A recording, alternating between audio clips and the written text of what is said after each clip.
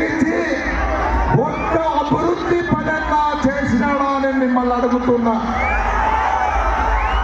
ఇసుకను దోచుకున్నాడు, సిమెంట్ కంపెనీలకు దోచుకున్నాడు, రాళ్ళు దోచుకున్నాడు, నిరుద్యోగులకు ఉద్యోగాలు ఇప్పినా, మసీదులు కట్టడం లేదు, రోడ్డు వేయడం లేదు. ఒక పని మాత్రం బాగా చేశాడప్ప.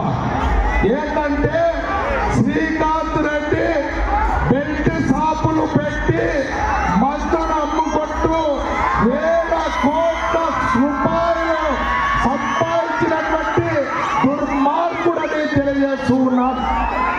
ఆ రోజు రాజశేఖర్ రెడ్డి కుమారుడు జగన్మోహన్ రెడ్డి పాదయాత్ర చేస్తుంటే ఏమోలే పిల్లోడు వాళ్ళ ఆయన మాదికి ఇతను కూడా పని చేస్తాడేమోనని ఒక్కసారంటే ఓటేసిన పాపానికి పేదోళ్లకు ఉపాధి అవకాశాలు లేవు, నిరుద్యోగులకు ఉద్యోగ అవకాశాలు లేవు.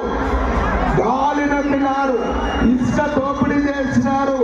ఎక్కడ చూసినా అరాచకాలే. పోలీసులు ఉపయోగించుకొని తప్పుడు కేసులు పెట్టి తెలుగుదేశం పార్టీ నాయకుల మీద, కార్యకర్తల మీద నిర్దాక్షిణ్యంగా దుర్మార్గంగా వాళ్ళను బాధించడం జరిగింది. ఇదే జగన్మోహన్ రెడ్డి ఈరోజు అధికారంలోకి వచ్చినాక వేల కోట్ల, లక్ష కోట్ల రూపాయలు